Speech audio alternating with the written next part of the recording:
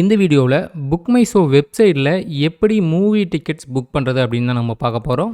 நீங்கள் உங்கள் மொபைலில் ப்ரௌசர் ஓப்பன் பண்ணிவிட்டு 2 வேளை பார்த்தீங்கன்னா நீங்கள் புக் மை ஷோ வெப்சைட்டுக்குள்ளே போகலாம். ஒன்று பார்த்தீங்கன்னா நீங்கள் புக் மை ஷோன்னு சர்ச் பண்ணி அந்த வெப்சைட்டுக்குள்ளே போய் அதில் சிட்டியை செலக்ட் பண்ணி நீங்கள் புக் பண்ணலாம். இன்னொன்று பார்த்தீங்கன்னா நீங்கள் எந்த தேட்டருக்கு போகணுன்னு நினைக்கிறீங்களோ அந்த தேட்டருடைய நேமை டைப் பண்ணுங்கள்.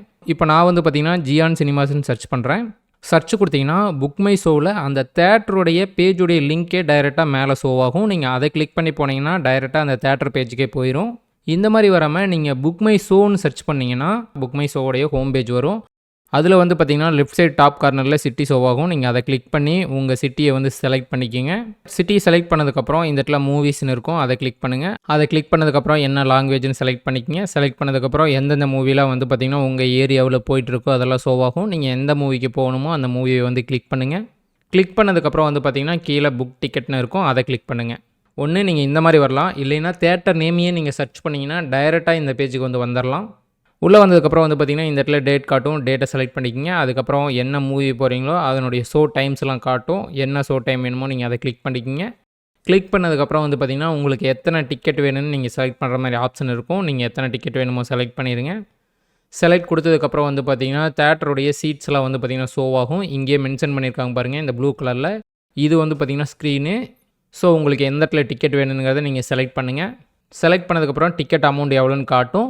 இந்த இடத்துலையே பார்த்தீங்கன்னா நீங்கள் டைமோ இல்லை டிக்கெட்ஸ் எவ்வளோன்னு சேஞ்ச் பண்ணோன்னா மேலேயே பார்த்தீங்கன்னா எடிட் பண்ணுறதுக்கு ஆப்ஷன் இருக்கும். கீழே பார்த்தீங்கன்னா ஆஃபர்ஸ் ஏதாவது இருந்ததுன்னா இந்த இடத்துல பார்த்தீங்கன்னா ஷோ ஆகும். சில டெபிட் கார்டுக்கு சில கிரெடிட் கார்டுலாம் பார்த்தீங்கன்னா ஆஃபர் போயிட்டுருக்கும். நீங்கள் இதை ஸ்லைட் பண்ணி பார்த்தீங்கன்னா பார்த்துக்க முடியும். ஓகே, எல்லாம் செலக்ட் பண்ணதுக்கப்புறம் பார்த்தீங்கன்னா பேவை கிளிக் பண்ணுங்கள். பேவை கிளிக் பண்ணதுக்கப்புறம் பார்த்தீங்கன்னா டேர்ம்ஸ் அண்ட் கண்டிஷன்ஸ்லாம் போட்டிருப்பாங்க, அக்செப்ட் கொடுங்க. அக்செப்ட் கொடுத்ததுக்கப்புறம் பார்த்தீங்கன்னா நீங்கள் ஸ்நாக்ஸை ஆட் பண்ணிக்க முடியும். நீங்கள் வேணால் ஆட் பண்ணிக்கலாம், இல்லைன்னா மேலே ஸ்கிப் இருக்கும், ஸ்கிப் கொடுத்துருங்க. ஸ்கிப் கொடுத்ததுக்கப்புறம் பார்த்தீங்கன்னா நீங்கள் ஆல்ரெடி லாகின் பண்ணி வச்சுருந்தீங்கன்னா பே ஆப்ஷனுக்கு போயிடும். லாகின் பண்ணாதவங்க பார்த்தீங்கன்னா உங்கள் மெயில் ஐடியும் உங்கள் ஃபோன் நம்பரையும் கொடுத்து லாகின் பண்ணுற மாதிரி இருக்கும்.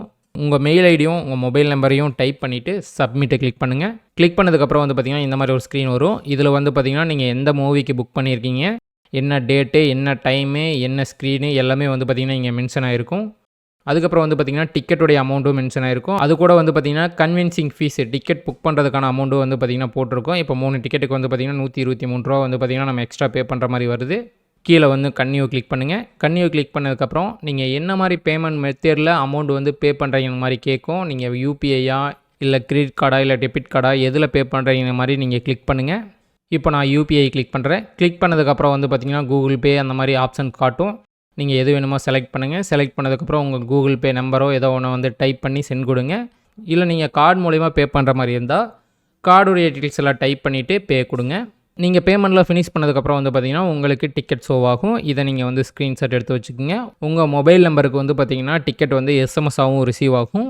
ஒருவேளை நீங்கள் டிக்கெட்டை ஸ்க்ரீன்ஷாட் எடுக்க மறந்துட்டாலோ ஒன்றும் பிரச்சனை இல்லை. நீங்கள் புக் மை ஷோவோடைய அஃபீஷியல் வெப்சைட்டுக்குள்ளே வந்தீங்கன்னா உங்கள் மொபைல் நம்பரை யூஸ் பண்ணி லாகின் பண்ணதுக்கப்புறம் கீழே பார்த்தீங்கன்னா ரைட் சைடு லோ கார்னரில் ப்ரொஃபைல் இருக்கும், இதை கிளிக் பண்ணுங்கள். இதை கிளிக் பண்ணிங்கன்னா இந்த இடத்துல யுவர் ஆர்டர்ஸ்னு இருக்கும், இதை கிளிக் பண்ணுங்கள். இதை கிளிக் பண்ணிங்கன்னா உங்கள் டிக்கெட்டை பார்த்தீங்கன்னா இங்கே ஷோ ஆகும். நீங்கள் இதை கிளிக் பண்ணி கூட டவுன்லோட் பண்ணிக்க முடியும் உங்கள் டிக்கெட்டை. இல்லைனா நீங்கள் ஸ்க்ரீன்ஷாட் எடுத்துக்கலாம். நீங்கள் தேட்டருக்கு போனீங்கன்னா ஸ்க்ரீன்ஷாட்டோ இல்லை எஸ்எம்எஸோ யூஸ் பண்ணி நீங்கள் பார்த்தீங்கன்னா உள்ளே போய்க்க முடியும். இந்த கியூஆர்ஸ் கோடை மட்டும் அவங்க ஸ்கேன் பண்ணுவாங்க. ஓகே, புக் மை ஷோ வெப்சைட்டில் எப்படி டிக்கெட் புக் பண்ணுறதுன்னு உங்களுக்கு தெரிஞ்சிருக்குன்னு நினைக்கிறேன். இதில் உங்களுக்கு ஏதாவது டவுட் இருந்துச்சுனாலோ இல்லை ஏதாவது எரர் வந்துச்சுனாலோ கமெண்ட் செக்ஷனில் கமெண்ட் பண்ணுங்கள், நான் ரீப்ளை பண்ணுறேன். ஓகே, நெக்ஸ்ட் ஏதோ ஒரு வீடியோவில் சந்திப்போம். By guys.